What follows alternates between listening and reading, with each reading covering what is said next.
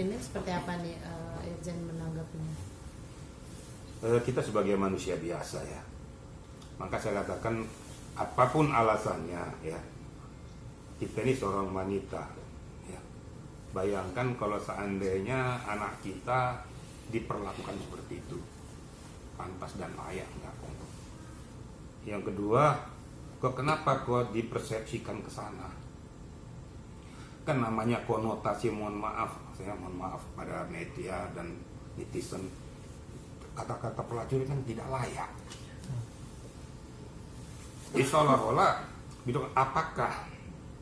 Kalau nggak bisa apakah, ini kan sudah ada indikasi ya, yang membuat jadi bisa dilaporkan dia itu dipublikasikan.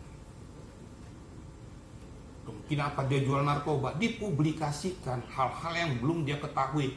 Jangan kata ilmu katanya. Apakah? Oh, ada pertanyaan apakah? Kalau mau pengen bertanya, tanya aja langsung sama yang bersangkutan. Kenapa harus melalui media, menggunakan media, mempublikasikan kepada khalayak ramai, sehingga namanya netizen mempunyai persepsi bermacam-macam. Ini apa benar? Sehingga merusak harkat, martabat dan harga diri seorang Novi. Maka saya katakan, kalau seandainya tidak mau digigit, jangan menggigit. Dia punya anak perempuan, diperlakukan anak perempuannya kayak gitu, dia tidak terima. Sakit katanya, anak saya diperlakukan dulu. Kenapa kamu perlakukan wanita yang lain seperti itu? Dia kan punya harga diri juga. Seorang Novi bagaimanapun punya anak. Anaknya membaca itu di YouTube atau dimanapun, kan terpukul dong, gitu loh. Jadi harus kita sama-sama mengetahui. Jadi jangan kira-kira menjatuhkan orang lain tidak berdampak kepada Novi, keluarga dan anak-anaknya. Pernah nggak berpikir seperti kayak gitu? Kan merusak dia punya jati diri, merusak harkat martabatnya. Nah, akhirnya karena dia akan memposisikan diri, saya tidak seperti itu. Kamu sudah mencemarkan nama baik saya, sudah mengeksploitasi saya kepada hal-hal yang tidak baik, saya laporkan. Nah, faktanya walaupun saya sebenarnya tidak ingin berkelanjutan, tapi namanya Novi sudah merasa sakit, jadi laporkanlah tadi malam dengan beberapa pasal ya, namanya pencemaran nama baik ya, menyangkut kepada harkat martabatnya, ya kena di undang-undang ITE juga ya, mungkin juga pasal-pasal yang lain ya dikenakan. Kemarin sudah diterima oleh pihak SPKT Polda, kan dilanjutkan ke subdit yang berkewenangan, yaitu cyber. Nah, tinggal kita lihat nanti. Kalau saya lihat unsurnya sudah mengikat, tinggal nanti penerapan pasalnya kita serahkan kepada penyidik, pasal berapa yang akan diterapkan.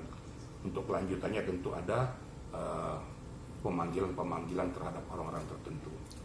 Dan Novi juga akan di BAP oleh penyidik, di komposisinya, siapa saksinya, faktanya apa.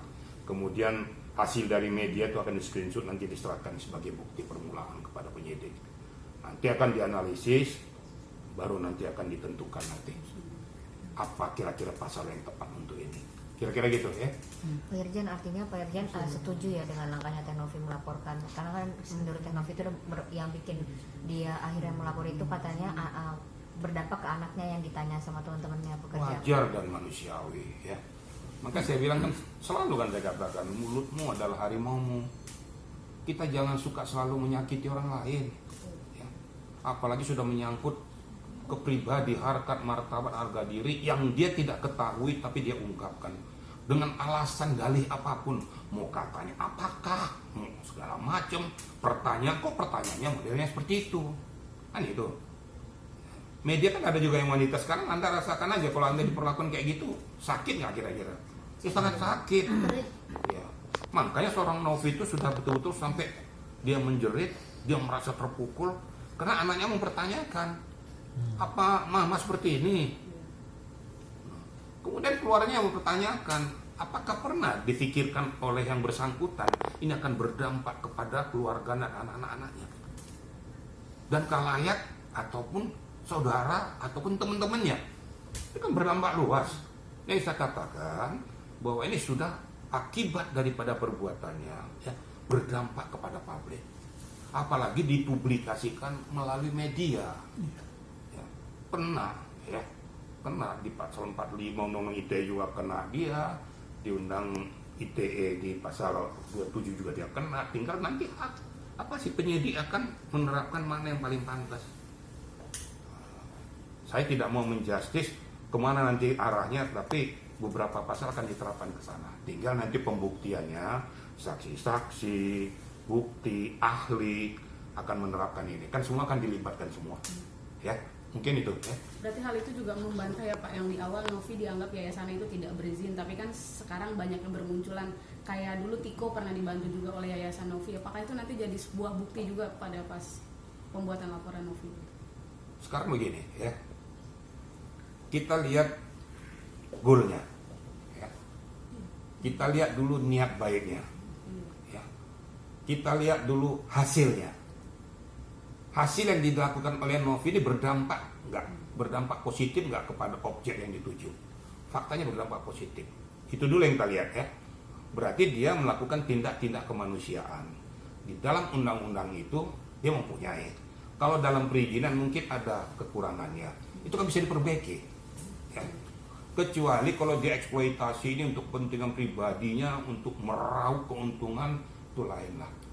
Dia sudah buktikan kok. Ya, makanya dari Kemensos kemarin memberikan teguran, ya. Memberikan teguran, tapi Mensos juga mengerti bahwa dia sudah melakukan langkah-langkah yang baik. Jadi jangan selalu kita berbicara tentang penerapan undang-undang, lihat dampaknya. Lihat hal yang dilakukannya itu berdampak positif atau tidak. Faktanya Novi beberapa tahun sudah melakukan langkah-langkah positif itu. Ya kadang-kadang ada yang terjadi kecemburuan sosial, akhirnya mencari kelemahan-kelemahan dia.